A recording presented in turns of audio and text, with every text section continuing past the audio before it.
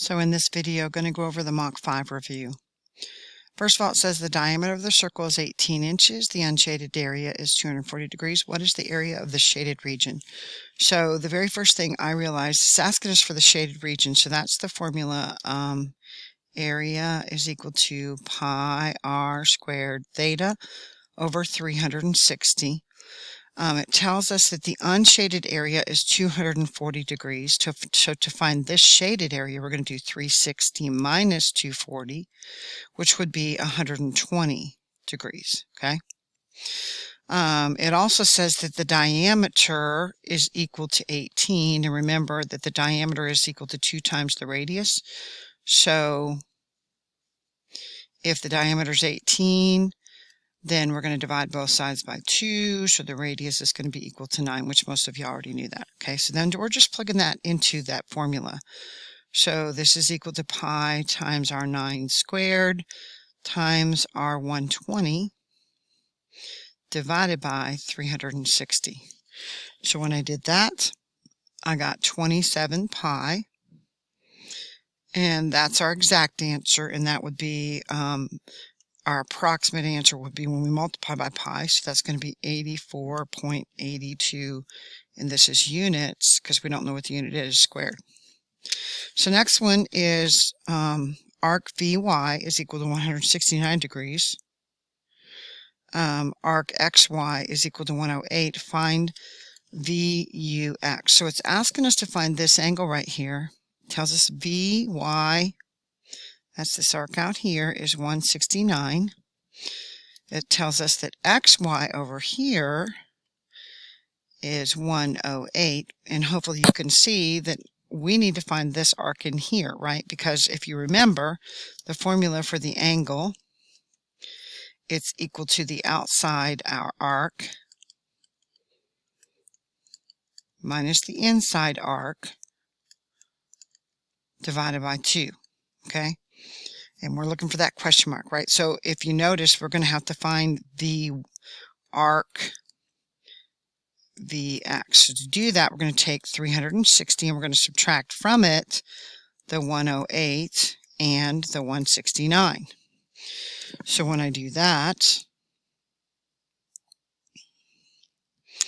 I get 83. So now recall that we are going to take the outside arc, the 169, and subtract from it the inside arc, which is that 83, and we're going to divide that by 2.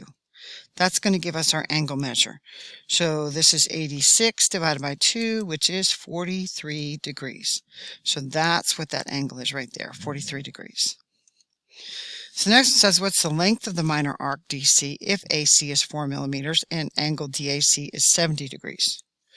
Okay, so on this one, it's asking us for the arc length. Now, this is on the formula sheet. This is 2 pi r theta divided by 360.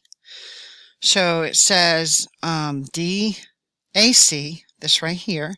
So that's a radius, isn't it? So our radius is equal to 4 millimeters. And then DC, our arc, remember our arc is equal to that angle, right? So the angle in the arc. So that means theta is equal to 70. So now we're just going to populate that formula. 2 times pi times our 4 times our 70, and we're going to divide all that by 360. Now what I'm going to do is I'm going to wait and multiply by pi after. So when I did that, I got 560 pi over 360. I divide the 560 by the 360, and that gives me 14 over 9 pi. And then if I multiply that by pi, well, actually, the answer could be represented a couple different ways, right? So here, 14 divided by 9 is equal to 1.56 pi. And then also, if we wanted the approximate answer, we would multiply that, right? So that would be 4.89. And all of these are going to be millimeters. Every one of those answers would be millimeters, okay? So number 4 says identify the correct transformation mapping circle B to circle A. So to get to, I'm going to do my change in X first and then my change in Y. So I'm going to go 1, 2, 3, 4. So we went 4 right, So that would mean if we were putting that in a vector, that would be a positive 4, right? And then we're going 1, 2, 3, 4. So remember, you're going from center to center. So this was 4 down. So that would be a negative 4, okay? And then we want to compare the radius of these. So the radius of B is 1, and the radius of A is 2. Remember, you always take the radius to find the dilation. You're going to look at the radius of both of them, and you're going to take the end over the beginning, okay? That's what you're going to do. So that means we're going to do 2 over 1, which is 2. So our dilation is 2. So now we're looking for the answer that matches what we have. So translation by the vector 4, negative 4, that's true. And a dilation by, well, there's your answer right there, A. A was your answer, okay? All right, let's look at number 5. So it says the image shows 3 tennis balls enclosed in a cylindrical can. The diameter of a single ball is 2.7 inches. What is the volume of one tennis ball? Well, we don't use diameter to find volume, do we? And if this is a sphere, right? So the volume of a sphere, E-R-E, is equal to 4/3 pi r cubed, right? So what we want to do is first we want to find the radius. So we're going to divide the 2.7 by 2. That's going to give us 1.35 for our radius, right? So what we're going to do is 4/3 times pi times 1.35 cubed. And you can put that in the calculator just exactly like that. When you do, you get 10.31, and this would be inches cubed, right? So then it says, what's the volume of 3 tennis balls? Well, we just multiply that number by 3. 3 times 10.31 is equal to 30.92, and again, that's inches cubed. Then it says, how tall is the can? Well, it says that one tennis ball's diameter is 2.7, so aren't there 3 of these? There are, right? So you just do 3 times 2.7, and that's equal to 8.1 inches. Then it says, what's the volume of the cans? Well, can is a cylinder, right? So we're looking at the volume of a cylinder. That's pi r squared h. Well, the radius we know is 1.35, right? So we're going to do pi times 1.35 squared times our height, which we just found, which was 8.1. So that is 46.38, and again, it's inches cubed, right? Then it says, what is the volume of the empty space in the can? So we're going to take the volume of our can, the 46.38, and we're going to subtract from it the volume of our balls, 30.92. So when we did that, we got 15.46, and again, it's inches cubed. The next one says, what are the cross sections that are parallel to the base and perpendicular to the base? I said that was written twice, y'all. I didn't even notice that. See, that's written twice. Through the vertex apex. Okay, so parallel to the base would be like this, and I see a circle. Okay, and then perpendicular to the base would be like that, and that's another circle, right? So here again, parallel to the base, whoops, didn't change my color, yeah. Parallel to the base, this is a circle. Perpendicular to the base through the apex, which is the point at the top, would be a triangle, wouldn't it? Okay, here we go again, parallel to the base, another circle, because it's a cylinder. This one perpendicular to the base. Look at the shape that you can pretty much see here. Y'all see this shape right here? This shape right here, what does it look like to you? Just don't look at the rounded parts, okay? That would be a rectangle, wouldn't it? Okay, let's keep going. Parallel. I told y'all to write cube on this when you guys were doing this. And so we're going parallel to the base. That would be a square, wouldn't it? And if it's a cube, then every single side is a square, right? So this one also would be a square. Okay, again, parallel to the base. We'll just keep our lines going right here. Parallel to the base, there's all of them. So again, I don't know that this shape right here, y'all, is a square, so I'm going to call it a rectangle. And for the for E, I'm going to say this is a triangle, right? and then once again through the apex there, that's going to be a triangle. And this one also is going to be a triangle, isn't it? So make sure you understand what parallel to the base is and perpendicular to the base through the apex. That's going to be key, okay? All right, the next one says a square-shaped garden is being designed. A triangular region in a garden corner of the garden will be covered with decorative rocks as shown. If it takes 96 rocks to completely cover the triangular region, how many rocks are there per square feet? So we're looking for rocks per feet squared. Okay, so what we need to do is we need to find the area right here. Okay, so if this is a 45, 45, 90 triangle, then both those angles are congruent. Those sides are congruent, right? So this is 8.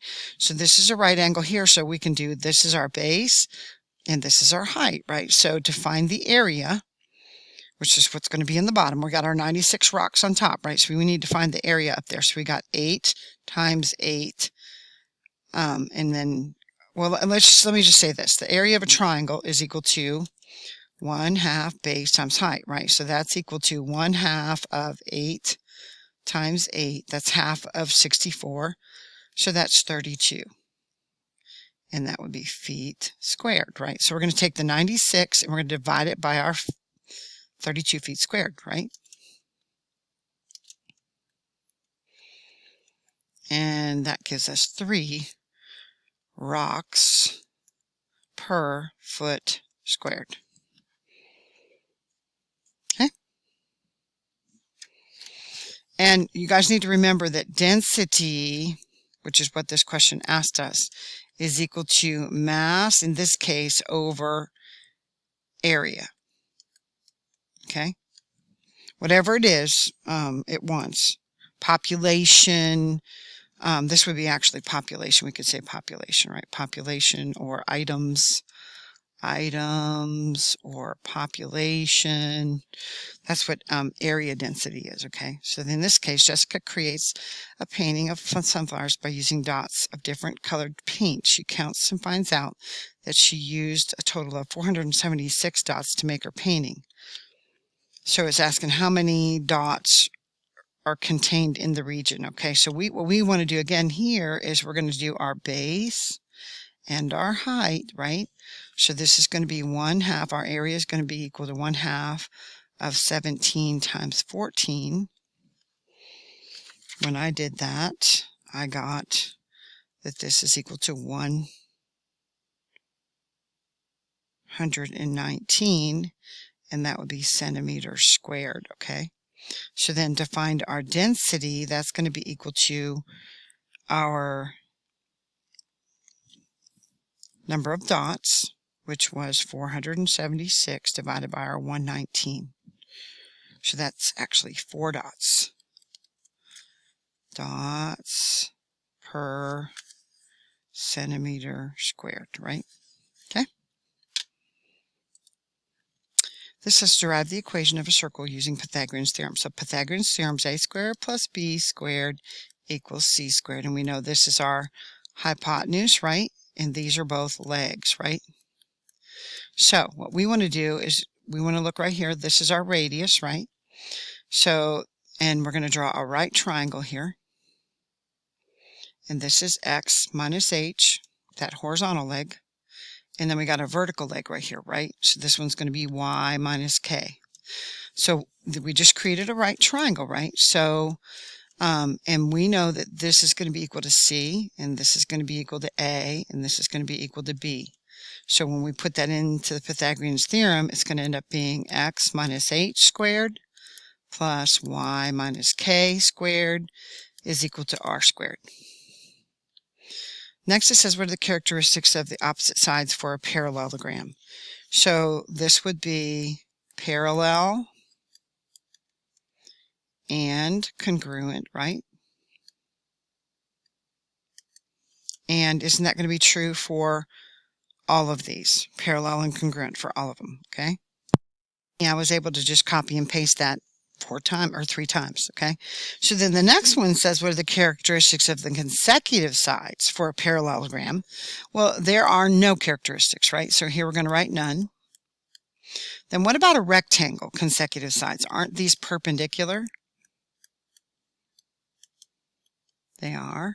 Okay. What about a rhombus? Consecutive sides are congruent, aren't they? And we could really say what? All sides here are congruent, right? All right. And then a square, once again, same thing, right? So I'm going to do this again like we did last time. I'm going to, whoops, guess I'm not going to be able to. So I'm going to have to write congruent.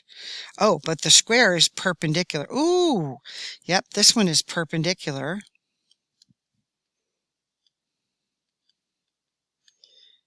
And congruent. And again, all the sides are congruent in a square, and I think all of you already know that. So we should be good to go with that one, right?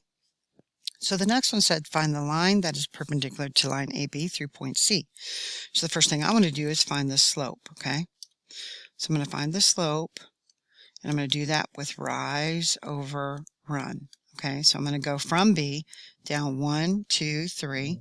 So that's going to be a -3 and over 1, 2.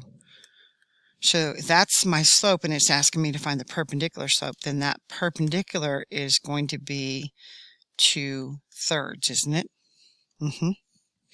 Okay, and then we want this point C out here, and that's at -6, -2. So this is going to be my x, and that's going to be my y. We're going to use the equation y equals mx plus b. We're going to plug in y, m, and x and solve for b, okay?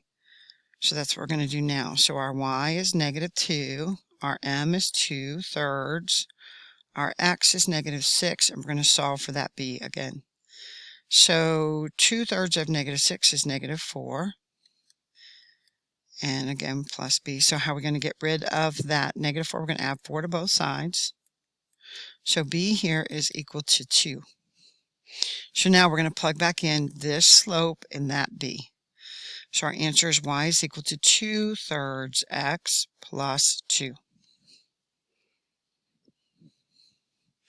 So this next one says the table below shows the results of a survey of 100 homeowners and whether they own a dog or cat. Using the following two-way table, answer the following probabilities. Give your answer as simplified fraction, decimal, and percent, okay? So on this one, it says probability of a dog and no cat. Okay, so a dog, and so we're looking for overlap here. Owns a dog, yes. Owns a cat, no. So there's our 24 right there. So that's the number, because remember, this is overlap. So 24 over our total, which is 100, is equal to 0.24, which is equal to 24%. So to put all of them, oh, you know what? Let's reduce that. Let me hold off a minute. So 24 divided by 100 reduces to b. You should always write your reduced fraction, right? So this is 6 over 5. And that was 0.24, right? Okay. All right, so the next one says not cat. So what we're going to do for, well, you know what? I want to go to B. Never mind. I was trying to skip ahead to C, so sorry, y'all. This one is no dog, no, or, oh, sorry, yeah, no dog or no cat. Okay, so let me erase this up here. No dog. That would be 61 over 100 plus no cat, which would be 67 over 100. Now, do you see our overlap right there? So that's what we have to subtract. We have to subtract the 43 over 100. No dog or no cat. So 61 plus 67 minus 43.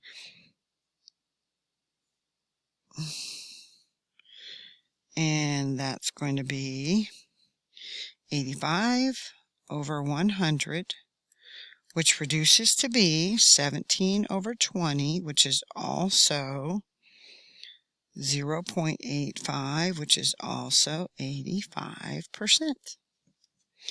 All right, the next one says no cats. Not cats. So that's everything but cats. Okay, so when it asks us a question like this, we're going to do 1 minus, and we're going to find those cats. How many people owned a cat? 67 of them, right? No cats, right? So we could do it that way, Or we could do all the people that said yes to the cat. So we could do 1 minus 33 over 100, which is, guess what, 0.67. It's 67 over 100, y'all. Sorry, which is equal to 0.67, which is equal to 67%. So on this one, the answer is right there in the table for us, but we could also do everything but cats, right? So that would be 33, okay? Either way, you get the right answer. This one told you exactly in the table this time, though. The next one says no dogs given they have a cat. Okay, so we're looking for cats. How many people owned cats? 33, right? So that's the number that we are going to put as our denominator. We're always going to put our given as the denominator, y'all remember? So 33 were our cats, and how many of the 33 people, we're looking at this right here, right, had no dogs? So that would be 18, right? So 18 divided by 33 reduces to be 6 over 11, which is equal to 0.55, which is 55%, okay? All right, so the next one says, what is the probability of rolling a number that is a multiple of 2 on a die and drawing an even number? And remember, I told you I'll just scratch this out from a deck of cards. Okay, so what is the probability of rolling a number that is a multiple of 2 on a die? So that would obviously be 3, 2, 4, 6, right? So that's 3 over 6.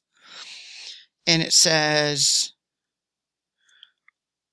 and. Y'all see that word and? What does and mean in a probability? It means we're going to multiply. Y'all got me? And these are independent events, so we can just multiply them, right? Drawing an even number from a deck of cards. Okay, so let's think about how many even numbers there are. 2, 4, 6, 8, 10. So that's 5. But we've got 5 times 4, right? Because there are 4 suits. So that's going to be 20 cards, right? So this is going to be 20 over 52. Okay? So we're going to multiply across the top.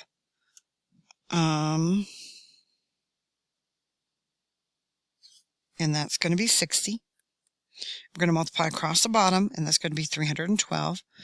And remember, we have to reduce that. So that's going to be 5 over 26. And this could be one of your answers, right? Now, that looks like it's pretty close to 20%. That is 0.19, which is 19%, okay? And I knew that because 5 is 1/5 of 25, right? So that's the only reason I knew that. All right, so the next one says, what is the probability of rolling a number that is an even on a die? So that would be the same as the one before, wouldn't it? Multiple of 2 and even, same thing. 3, 3 over 6, just a different way of saying the same thing. And again, it says and. So what are we doing when it says and? We're multiplying, okay? And drawing a spade from a deck of cards, okay? A spade. How many spades are there?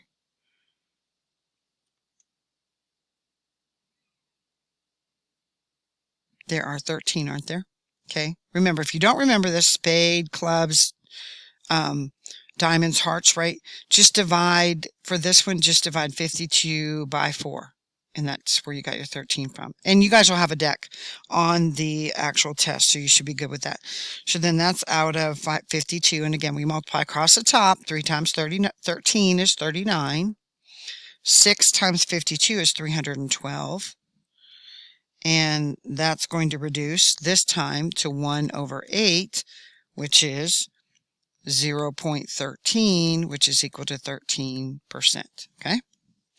The next one says the probability of getting a common cold is 0.79. The probability of having allergies is 0.28. If the probability of having a cold and allergies is 0.18, are these probabilities independent or dependent? Why or why not? So the way we determine this is that the probability of a cold times the probability of an allergy is equal to the probability of a cold and an allergy. Then they're independent. If they're not equal, then they're not independent. So we're going to do 0.28 times 0.79 and see if that's equal to 0.18. And what I got was that this is equal to 0.22. So it's not equal to 0.18. So they are not independent. they are dependent. Okay? So remember, multiply the probabilities by each other. If they equal the probability of whatever the two together are, the and statement is, then they are independent. All right, number 16 is the Venn diagram. So what I want to do first before I even get going is that the Venn diagram shows the number of grade 4 students who joined the math, arts, and music clubs. Okay, so what I want to do with this before I do anything else is add up all the numbers. So I did that, and the total here is 93, okay? So now what we're going to do is we're going to find the probability of math and art. So we're looking for the overlap of where math and art are. So that's right here, okay?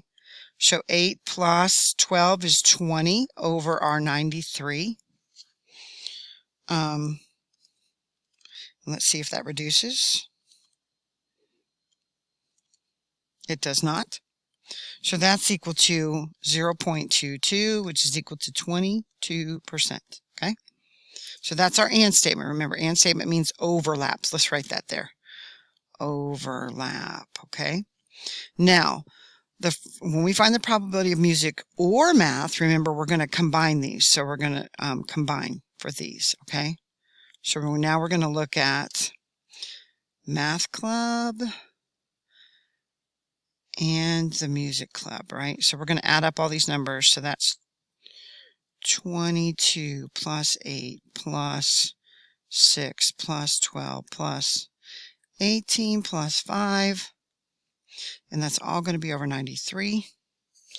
So when I did that, I got 71 over 93, which was equal to 0.76, which is 76%. Okay, our last one, find the probability of not music. So we want to look at everything but music, okay? Everything but music. So this is music right here, right? So we want to find everything but that. Now, so we're going to add 22 plus 8 plus 15 plus 7, right? And that's 52 over 93. Now, I want to show you another way to do this. You can also do it 1 minus, okay? 1 minus everything that's in that circle. So we would do 6 plus 12 plus 5 plus 18 over 93. So that would be 1 minus 41 over 93, which, guess what, would still get us the 52 over 93. And that's equal to, that doesn't reduce either, 52 divided by 93. Nope. So that's 0.56, which is 56%. That's it, guys.